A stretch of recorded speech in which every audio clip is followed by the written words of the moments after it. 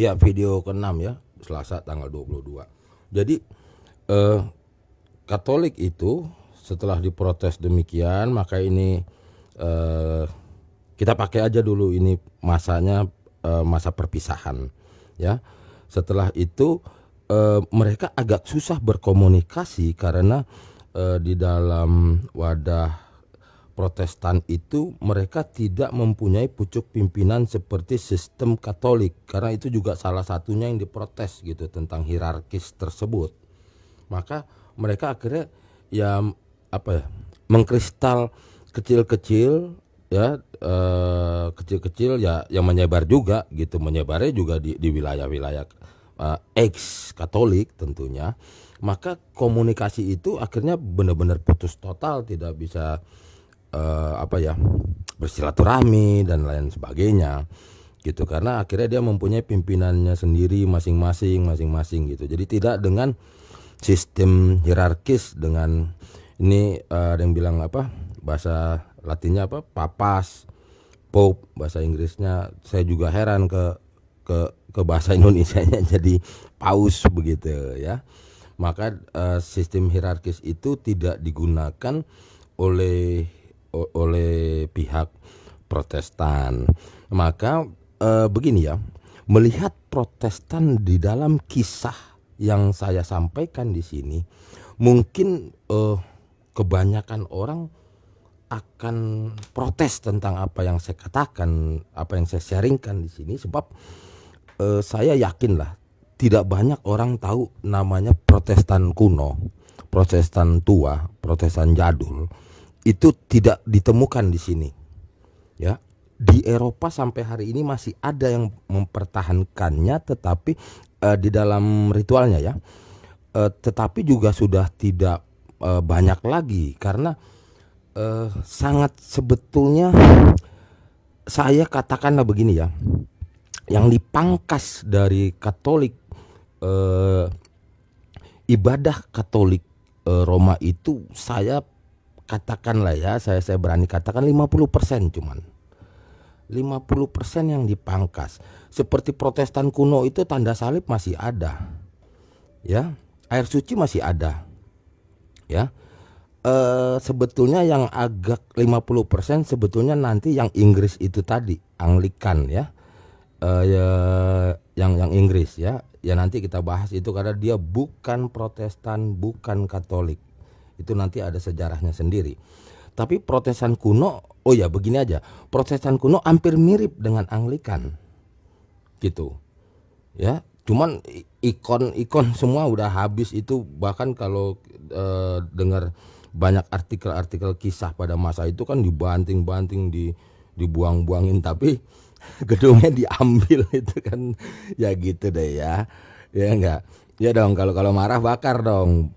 Jangan diambil dong, kan gitu dong. Ya kan, tapi itu memang ada gonjang-ganjing tentang dunia pada masa itu ya. Silakan digali sendiri itu cerita tentang hal peristiwa ini, perpisahan demikian. Maka lambat laun akhirnya mengkristal Protestan ini. Saya nanti sini ke atasnya nanti ada Ortodoks ya. Itu saya bahas terakhir panjang. Ini saya ke bawahnya dulu. Mulai di sini masuk abad 19 kalau nggak salah.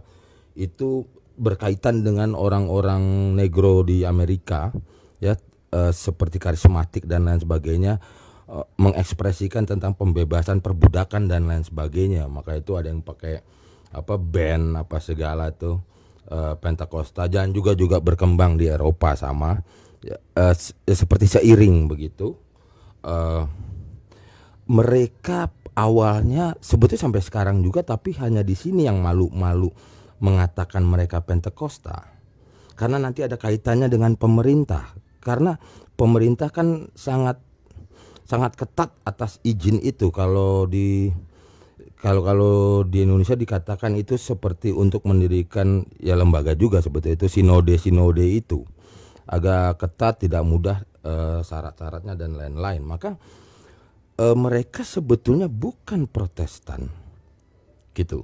Tetapi di sini yang karismatik, yang segalanya ya. Oke, saya bahas dulu yang di Indonesia. Ini memang agak sedikit berbeda, akhirnya para awam tidak paham the realnya apa. The realnya itu apa? Segala hal kekristenan ya, Christianity ya, apa itu kekristenan lah begitu, di bawah secara administrasi negara Indonesia, Katolik Roma tidak mau terima apapun tentang kekristenan, hanya dirinya. Akhirnya semua secara administrasi loh. Saya nggak bicara teologi ya. Saya nggak bicara tentang sosok Isa-nya dulu, nanti dulu. Ini secara kehadirannya di negeri ini ya. Semua izin-izin keramaian dan lain sebagainya itu di bawah Bimas, Dirjen Bimas Protestan di Kementerian Agama. Semua di Protestan, termasuk Mormon, termasuk Jehovah Witnesses, saksi Jehovah ya. Christian Science juga, tapi tidak berkembang. Itu parokinya gerejanya cuma 1 apa 2 kalau nggak salah. Kalau Mormon yang menjadi pusatnya ya di Jakarta Selatan di Jalan Saharjo ya. Itu semua izinnya Protestan, dan anehnya juga termasuk Anglikan. Dalam konteks ya terpaksa. Oke, berbeda peraturan pemerintahan di negara lain. Berbeda lagi deh. Ya, ini saya cuma sharingkan tentang kondisi kegiatan agama di Indonesia. Oke, ya kita kembali lagi ke jenis-jenis kekristenan. Oke, jadi setelah Protestan, karismatik ya, Pentekos, terus nanti ada yang mengatakan lu gerejanya apa? GBI. Bukan. GBI itu semuanya Protestan ya. GBI itu awalnya dari zaman sebelum reformasi, itu awalnya nama jemaat. Kalau bahasa Katoliknya itu nama paroki aslinya. Gitu loh. Jemaat mana loh? Gitu. Karena nanti banyak sekali ya, aslinya ada GPDI, GPD-nya di P-nya apa yang dikecilin ya? D-nya dikecilin, ada GPPS. Oke. Terus ada GBIS. Ya, GBIS dan GBI. Cuman ini yang akhirnya besar ya. Karena ya katakanlah sukses memanagenya begitu. Ya. Nah, ini semua di luar Protestan. Protestan di Indonesia yang paling jelas ya, dan yang paling solid wadahnya, lembaganya itu punyanya orang Batak, HKBP ya, Minahasa juga jelas juga, Gemim ya, terus juga nanti ada GKI-nya ya. Ini aneh juga, ini GKI ada 2 izin ya, waktu zaman Pak Harto ya. Terus ada Gereja Kristen Jawanya, ada Angkola, ada Angkola pecahan dari AKBP karena suku Angkola tidak mau disamakan dengan Batak Toba. Terus banyak sekali GPIB ya, GPIB. Terus ya pokoknya itu sebetulnya yang murni Protestan, bukan yang Protestan modern, yang salah satunya adalah GKRI. Bukan itu. Ini baru-baru aja. Kalau yang tadi saya ucapkan itu adalah sudah dari masih zaman Belanda itu. Terus pindah kita merdeka, bahkan banyak sekali wadah-wadah yayasan keagamaan itu seperti GKI-nya dan lainnya itu, termasuk HKBP itu malah serah terima dari si bule-bule zaman penjajahan. Ada yang dari Jermannya, ada yang dari Belandanya. Kalau nggak salah ya, kalau nggak salah lupa, yang GKI yang malah dari Belanda kalau nggak salah, yang gerejanya suku Batak itu yang dari Jerman. Memang penginjilnya no mention, cuman maksudnya wadah kelembagaan itu yang namanya gereja HKBP itu. Nah ini sebetulnya HKBP Protestan kuno yang masih ada katakanlah semi hierarkis, karena dia ada yang namanya ibaratnya kalau di Katolik kan paus ya, jelas ya, itu penguasa seluruh dunia di dalam konteks agamanya. Kalau di sini ada namanya eporus. Ya, eporus kalau yang Protestan ini dipakai bersistem kayak majelis. Jadi anggota majelis, keputusan ya rame-rame lah begitu oleh para pengurus. Ini juga ya eporus, tapi dia pimpinan tertinggi di seluruh HKBP, di seluruh cabangnya. Ya. Nah, ini akhirnya jadi dan di dalam internal Protestan pun ada sedikit perbedaan, bagi awam tidak terlihat ya, tentang dia penganut Luther atau Calvin. Perbedaannya nanti di konteks ritualnya ya, di konteks liturginya. Nanti ada yang baptisan masih bayi, ada yang mesti katekesasi usia menjelang 17 ya, pas masuk 17 baru ikut dibaptis dan lain-lain semua gitu. Jadi ada juga dia problematika internalnya di dalam keprotestanannya. Tapi gambaran lembaga-lembaga gereja di Indonesia tidak mewakili keberadaan kekristenan di dunia atau secara internasional. Sangat beda ya, sangat beda. Karena kita masih ada terlampau kuat itu koridor-koridor aturan regulasi pemerintahnya. Jadi kalau mau belajar tentang keagamaan macam ragam agama di dunia ini, nggak bisa ngambil contoh di Indonesia, nggak bisa ya. Ini contoh awalnya. Nah ini contoh ya, karena kita diatur oleh pemerintah, dulu namanya Departemen Agama ya, Depak ya, gitu kan. Sekarang jadi kementerian lah begitu ya, Kementerian Agama. Itu dulu isinya cuma 4 Direktur Jenderal Bimas, Bimbingan Masyarakat. Satu ya tentunya mayoritas Islam, ada dia Dirjen Bimasnya. Habis itu Katolik berdiri sendiri. Ini ciri-ciri yang tadi saya bilang ya, berbeda agama. Lihat ya, tuh Katolik. Satu lagi siapa? Protestan, jelas itu ya. Terus satu lagi tahu apa? Hindu Buddha digabung gitu loh. Ya karena ini kan ada Bimasnya, ada Direktur Jenderalnya ini. 4 awalnya. Terus mulai berkembang, apalagi menjelang reformasi yang memang berubah. Akhirnya Hindu berdiri sendiri, Buddha berdiri sendiri. Akhirnya masuk lagi Konghucu dan yang lainnya juga minta. Apalagi agama-agama di daerah Nusantara ini banyak sekali. Itu kan masih di dalam perdebatan, masih di dalam harus didiskusikan panjang itu. Karena gimana?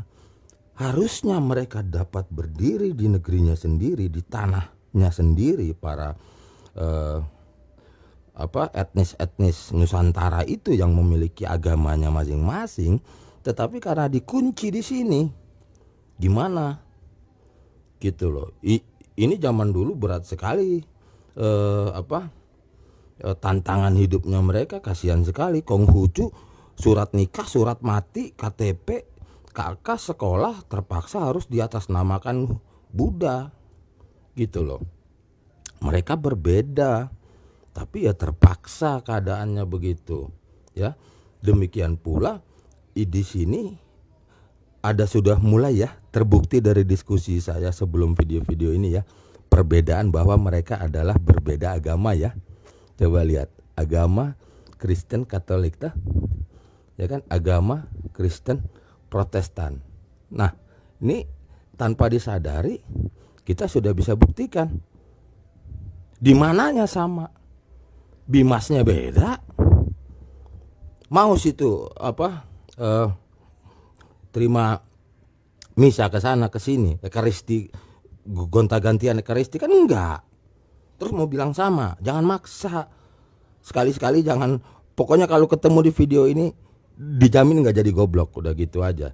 Jadi di rangkaian sharing saya ini akan membuktikan bahwa opini salah di masyarakat kita telan dan kita biasakan dan kita benarkan suatu hal yang salah. Ini sudah terlampau banyak, sudah ribuan channel-channel YouTube yang rajin membahas. Jadi gini loh, kebiasaan yang saya lihat, yang saya pelajari membahas. Ini ada satu kisah panjang. Mereka di sini 2020 ya. Ini awal. Semuanya sibuk mulainya dari sini. Dari sini bahkan cuma sedikit gini, dia nggak tahu sininya. Gitu loh. Wow, tapi aktif membahasnya di sini. Ya seperti membahas Isa ini, Yesus ini, Iso ini. Ya kan, sama seperti membahas tanah Israel itu. Dari sini ngebahas Israel kan. Dia nggak tahu kesininya. Israel mindsetnya ya dari sini. Ya kan, dari sebelum Masehi mindset dia untuk memperjuangkan tanah tersebut atau dia memprotek tanah air mereka tersebut. Ini yang pada ngoceh-ngoceh mulainya cuma dari sini. Aduh, bedanya 2000 tahun. Gitu loh. Dan itu hak dia, orang dia. Ya kan, ya ini nih lagi-lagi saya sambung ke kasus perdebatan tentang Palestina Israel begitu. Nah, sama seperti ini. Nggak tahu apa-apa, ngoceh aja semuanya. Ya. Coba lihat. Ini sudahlah Protestan udah titik. Itu mayoritas di YouTube itu bukan Protestan, titik. Siapa mau bantah? Tapi karena ketidakmengertiannya selalu gandeng-gandeng sini. Karena ingat video saya yang mengatakan bahwa sesuatu hal yang sejarahnya jelas, real, original, banyak hal yang kecil-kecil itu nyari-nyari benang merah siapapun dia supaya dia pun nampak benar. Kayak Pentakosta, karismatik, apa segala itu. Apalagi ya nanti kita bahas lagi lain lagi tentang Mormon, Scientology juga ada ya, Christian Science, Scientology itu ya berbeda semua. Ya. Salvation Army sebetulnya berbeda juga. Ya. Nah, ini yang terjadi. Tetapi ya gimana ya para gembalanya apa segala, ya saya rasa bukannya tidak menerangkan ya, nggak ngerti juga mereka gitu ya. Ini video ke-6 sudah 18 menit. Nanti saya cut dulu, kita lanjut ke video ke-7. Saya cut dulu.